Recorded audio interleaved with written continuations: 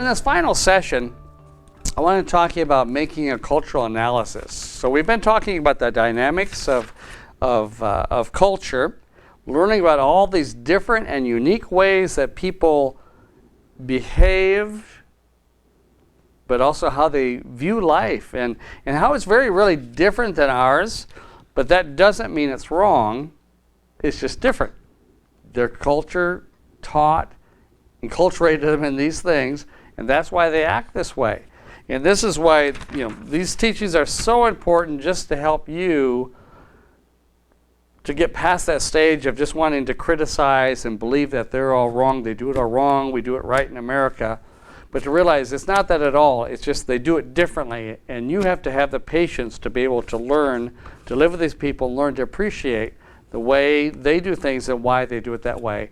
And then the challenge of sharing the gospel with them in a way that makes sense, that will help liberate them from some of their bondages as well. So in this last thing, I'm making a cultural analysis.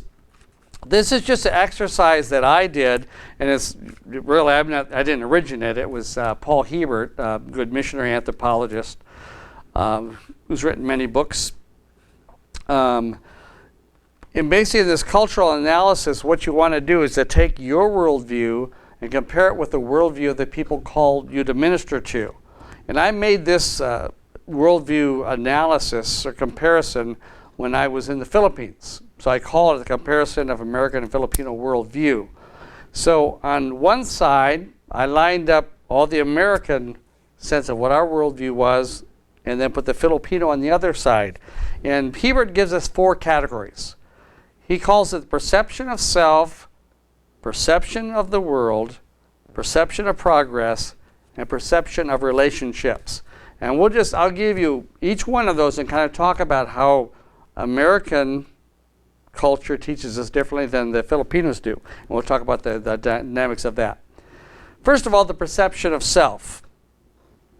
For the American and their worldview, we are taught to think that we are individuals. Right? We are the center of the universe in one sense. Becoming an individual is a value and a goal of our culture. Where in the Philippines, it's being a good family member. Right? Supporting your family, being with them, that is the most important thing. So it's not the individual at all. American worldview teaches us to be self-reliant. Right? By the time someone gets into their early 20s, they need to be self-sufficient. If they're not, there's something wrong with them. The actual Filipino worldview, they're very dependent on one another throughout their whole life. Even as they go into old age, they're dependent on their children to support them, and they raise their children, they support them. So it's just, and they all live together in multi-generational situations.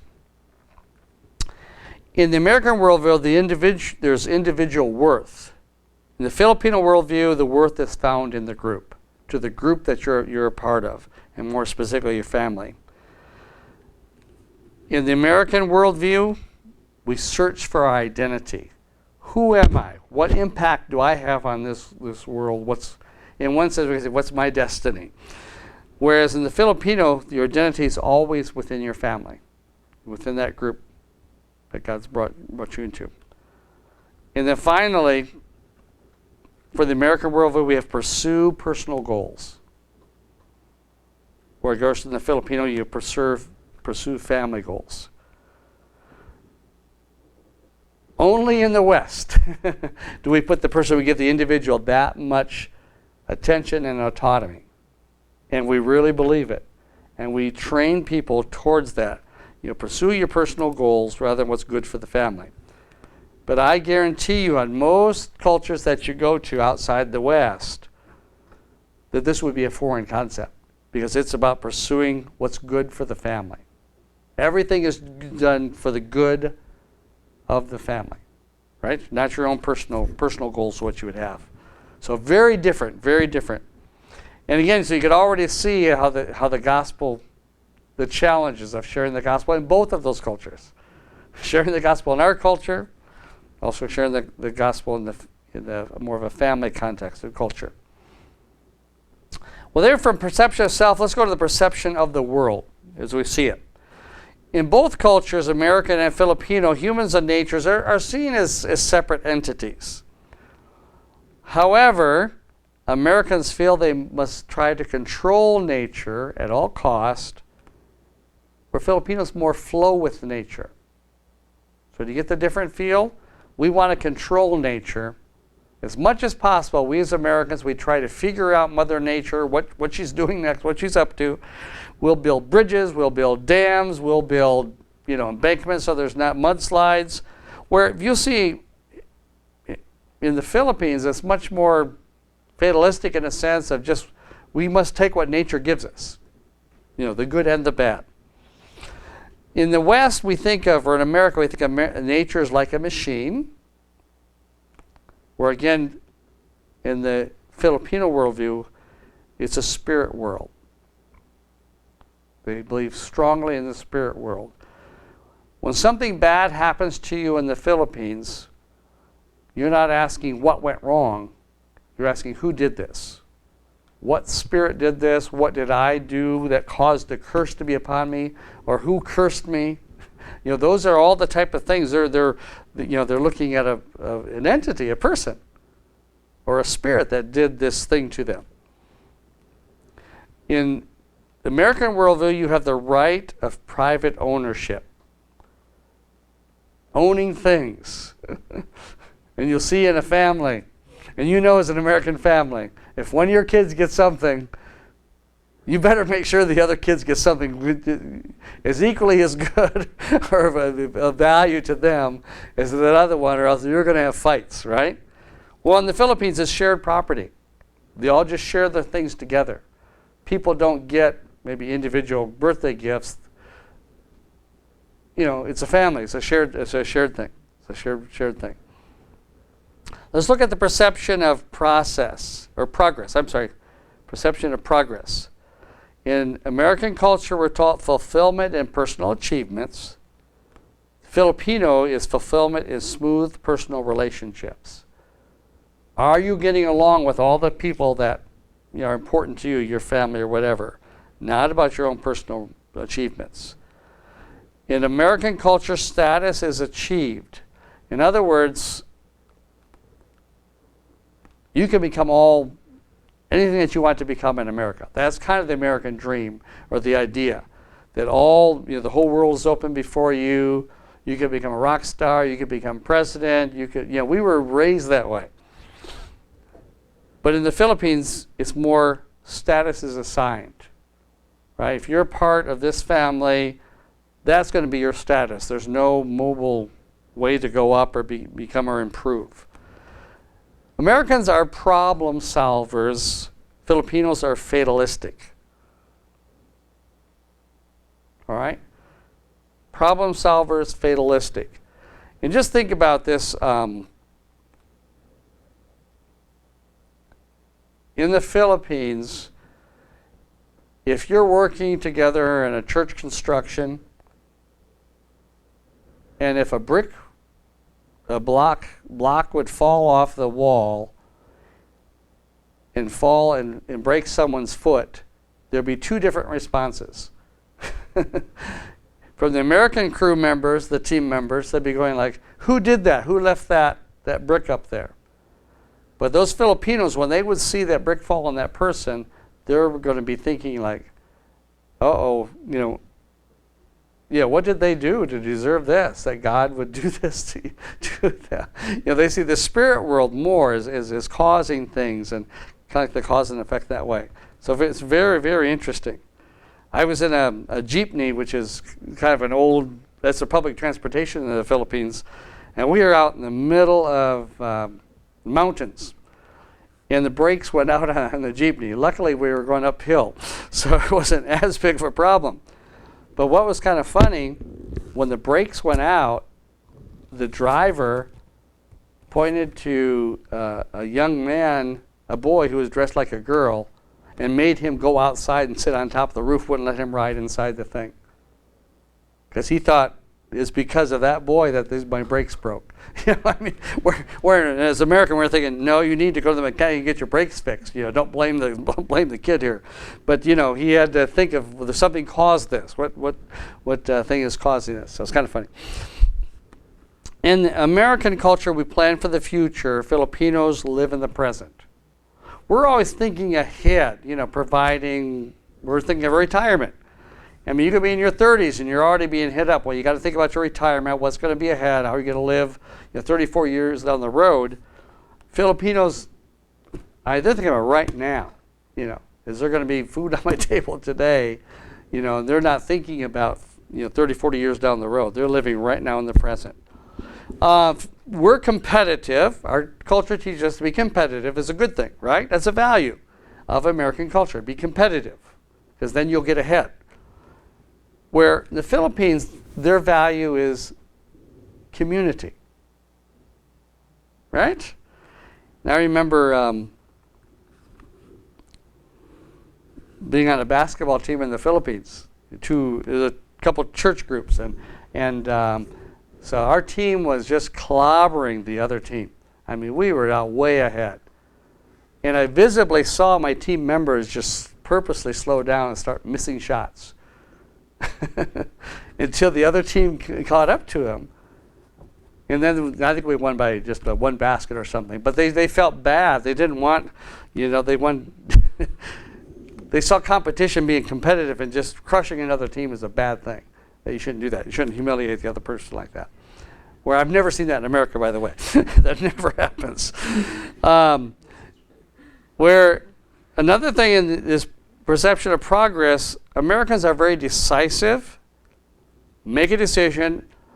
A bad decision is better than no decision at all. You just got to make a decision. Where Filipinos is just more you follow the group. Whatever the group wants to do, that's the best decision. And you don't complain about it. You just, here's what we decided to do as a group, and that's it. American is stress on the future. Filipinos stress on the present. And Americans are more time conscious. The Filipinos are event conscious. All right? So for us, it's, are you late? You're going to be on time. Where for the Filipinos, just if you showed up, that's a good thing. Right? You're invited to a party, start at 7, you get there at 8:30, 9. You're there. You've fulfilled your social obligation. You've been there. And finally, perception of relationship. In America, friendships are numerous. We say we have lots of friends. Just think of Facebook. That's an American production, right? Only America could come up with something called Facebook, and you have friends, and you encourage people, hey, come be my friend, hit my thing. And so we like the idea of that we have many friends. That's what we like. Now, for the Filipino, friends are few but permanent. There was one time our kids in their high school went out and worked with a Filipino high school class. The two classes worked together on a project. It was building something, I can't remember what it was, but it was just a social project that they worked together. And when the work was all over, the Americans were ready to say goodbye. Oh, hey, it's good working with you guys. See you later or whatever like that. And the Filipinos were just like, we're not going to ever be in contact again. We're never going to, just that flippancy of friendship that, oh yeah, we were friends for like 2 hours, worked together. Now we may never see each other again, was just unbelievable to them. That the Americans were just so quick to run off because they thought, well, I thought we were talking about maybe being friends, and now we never see each other again. So it's kind of surprising. Americans avoid social obligations. In other words, a value in our culture is to stand up against social obligations. A hero is someone that can stand against the crowd like that. But the Filipinos, there's a very complex social obligation network. If you ever want someone to do something for you, you better make sure that you've been doing something for them along the way, or else, it really is kind of like a tit for tat like that in their culture. It's kind of interesting. We have equality orientation. They have status oriented. All right, so basically in America we're all equals, right? I mean, that's the idea. Of course, it's not always true, but that's our culture promotes that. Let me just say that culture promotes, equality among everyone. But again, we kind of mentioned anybody could grow up and become the next president of the United States, man or woman, black or white. Doesn't matter your race, your gender. You could possibly be the next president of the United States. So we're just taught that way. Where theirs is no status-oriented, you know your position. You're the poor, you're the rich, you're the educated. They know that. Another value of American culture and worldview is to be direct and confrontational. If you are direct and confrontational, you are a good American. Doesn't matter if you make people feel bad or not, you're a great American. And of course, Filipino, you're a bad Filipino if you're always confronting people, because they're very non-confrontational, right? Very non-confrontational. They will run away from conflict at all costs. So being direct and confrontational. We stress cooperation. They stress duty. We all come together, we cooperate on a project, but they will assign people duties on what, kind of based on status, really, what they should do. So those are just, some of the ideas. And I would encourage you to kind of make this comparison. And you can use these categories: perception of self, perception of world, perception of progress, perception of relationships, as a way of trying to better understand the people that God's called you to. Because the better you understand them, I think the better you not only can build a relationship with them, but you're going to be able to minister to them in a very deep way. Because you're going to have a greater understanding of who they are as people, what's important to them, kind of their values.